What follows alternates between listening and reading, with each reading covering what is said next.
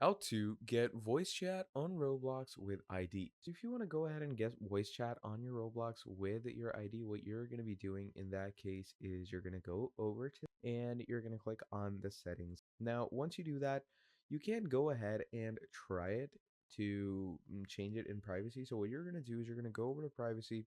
You're going to go over to communication. And here, if it allows you to turn on your mic settings, you can just turn voice chat on from here.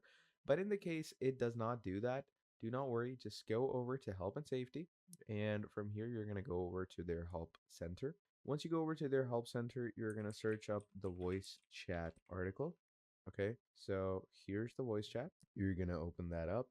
And once this is done, this article won't really help you, so just skip it along. And once you skip it along, you're going to go over to need more help, contact help center.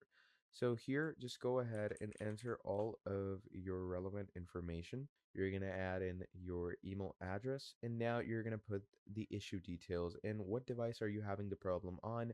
Go with PC, type of help category. So basically, you're going to go with technical support. And now what you're simply going to be doing is going to go with specific experience issue.